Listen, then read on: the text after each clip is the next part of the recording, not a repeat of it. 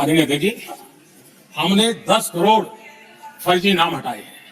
अभी लोग पूछते हैं पहले इतना आंकड़ा क्यों कम हुआ? आपने ऐसी व्यवस्था बनाई थी जिस बेटी का जन्म नहीं हुआ उसको आपके यहां से विधवा पेंशन जाते थे। और ऐसे सरकारी योजनाओं को मारने के जो रास्ते थे ना, 10 करोड़ फर्जी नाम बंद किए। ये जो परेशानी है ना इन चीजों की है, क्योंकि रोजमर्रा की खाए उनकी बंद हो गई है। आदरणीय अध्यक्ष जी, हमने ये फर्जी नामों को हटाने से करीब 3 लाख करोड़ रुपया फर्जी हाथों में जाने से बचाया। देश के टैक्स पेयर का पाई बचाना और सही काम में लगाना, इसके लिए हमने जीवन खपा रखे। आदरणीय अध्यक्ष जी, सभी राजनीतिक दलों को भी सोचने की जरूरत है और समाज में भी जो लोग बैठे हैं उनको देखने की जरूरत है। आज देश का दुर्भाग्य है, पहले तो क्लासरूम में भी कोई अगर चोरी करता था, किसी की कॉपी करता था, तो वो भी 10 दिन तक अपना मुंह किसी को दिखाता नहीं था।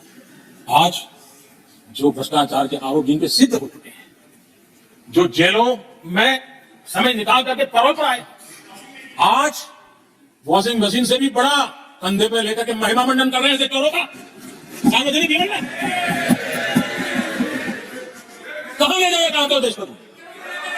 जो सजा हो चुकी है, मैं ये तो समझता हूं कि आरोप जो है उनके लिए तो आप सोच सकते हैं, लेकिन जो गुनाह सिद्ध हो चुका है, जो सजा करा चुके हैं, जो सजा करा रहे हैं, ऐसे लोगों का महिमा मंडन करते हैं।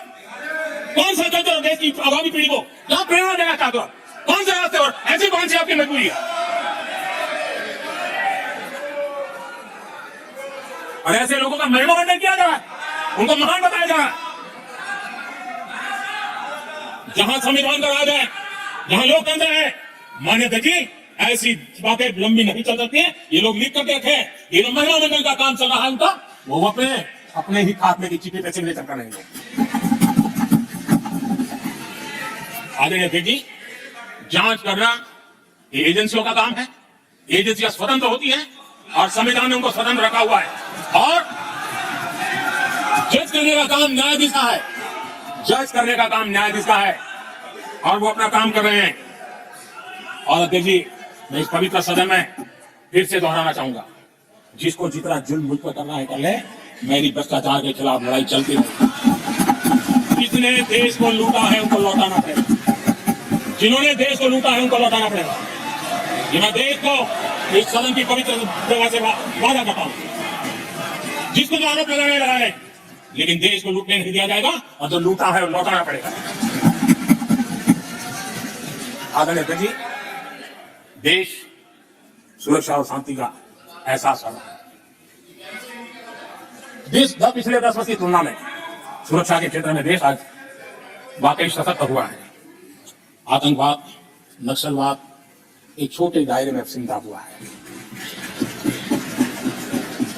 लेकिन भारत की जो टेररिज्म की नीति, जीरो टॉलरेंस नीति है, आज पूरे विश्व को भी भारत की इस नीति की तरफ चलने के लिए मजबूर है। भारत की सेनाएं सीमाओं से लेकर के समंदर तक अपने सामर्थ्य को लेकर के आज वो हमें हमारी सेना के पराक्रम पर गर्व होना चाहिए। हम कितना ही उनके मोरल तोड़ने की कोशिश करें, मुझे मेरी सेना पर भरोसा है। हम उनका सामर्थ्य को देखा। कुछ राजनेता सेना के लिए हल्के फुल्के शब्द बोल रहे हैं, इससे मेरे देश की सेना डिमोरलाइज होगी, ये सपनों में तो रहते तो निकल जाए। देश के मूड को वो खत्म नहीं कर सकते, और किसी के एजेंट बन करके इस प्रकार की भाषा अगर कहीं से उठती है, देश कभी स्वीकार नहीं कर सकता है। और जो खुलेआम देश में अलग देश बनाने की वकालत करते हैं, जोड़ने की बातें छोड़ो, तोड़ने की कोशिश करिए। आगे आपके अंदर क्या पड़ा हुआ है? क्या इतने टुकड़े करके अभी भी आपके मन को समाधान नहीं हुआ है? देश के इतने टुकड़े कर चुके हो, और टुकड़े करना चाहते हो, कब तक करते रहोगे? आदरणीय अध्यक्ष जी, इसी सदन में अगर कश्मीर की बात होती थी तो हमेशा चिंता का स्वर निकलता था, छिटाकसी होती थी, आरोप प्रत्यारोप होते थे। आज जम्मू कश्मीर में भूतपूर्व विकास की चर्चा हुई और ये तो लगातार बढ़ रहा है। G20 समिट होती है, वहां पूरा विश्व आज उसकी सराहना करता है। आर्टिकल 370 को लेकर के कैसा हुआ बना के रखा था कश्मीर के लोगों ने, जिस प्रकार से उसको गले लगाया है, कश्मीरी जनता ने जिस प्रकार से गले लगाया है। और आखिर के लिए समस्या किसकी देन थी? किसने देश के माथे पर मारा था? किसने भारतीय संविधान के अंदर इस प्रकार की दरार करके रखी हुई थी? आदरणीय अध्यक्ष जी, अगर नेहरू जी का नाम लेते हैं तो उनको बुरा लगता है, लेकिन कश्मीर को जो समस्या झेलनी पड़ी उसके मूल में उनकी सोच थी और उसी का परिणाम है। जम्मू कश्मीर के लोगों को, देश के लोगों को नेहरू जी की गलतियों का बहुत बड़ी कीमत चुकानी पड़ेगी। आदरणीय अध्यक्ष जी, वो भले गलतियां करके गए, लेकिन हम मुसीबतें झेल करके भी गलतियों सुधारने के लिए हमारी कोशिश जारी रखेंगे। हम रुकने वाले नहीं हैं। हम देश के लिए काम करने के लिए निकले हुए लोग हैं। हमारे लिए नेशन फर्स्ट है। आदरणीय अध्यक्ष जी, मैं सभी राजनीतिक दलों के नेताओं से आग्रह करूंगा, सभी माननीय सदस्यों से आग्रह करूंगा, भारत के जीवन में एक बहुत बड़ा अवसर आया है। वैश्विक परिवेश में भारत के लिए बड़ा अवसर आया है। एक नए आत्मविश्वास के साथ आगे बढ़ने का अवसर आया है। राजनीति अपनी जगह पे होती है, आरोप प्रत्यारोप अपनी जगह पर होता है, लेकिन देश से बढ़कर कुछ नहीं होता है। और इसलिए आगे मैं निमंत्रण देता हूं, कंधे से जिंदा मिलाकर के हम देश के निर्माण के लिए आगे बढ़े। राजनीति में किसी भी जगह पर रहते हुए भी राष्ट्र निर्माण में आगे बढ़ने में कोई रुकावट नहीं आती। अब इस राह को मत छोड़िए। मैं आपका साथ मांग रहा हूं, मां भारती के कल्याण के लिए साथ मांग रहा हूं। मैं विश्व के अंदर जो अवसर आया है उस अवसर को बुलाने के लिए आपका साथ मांगता हूं।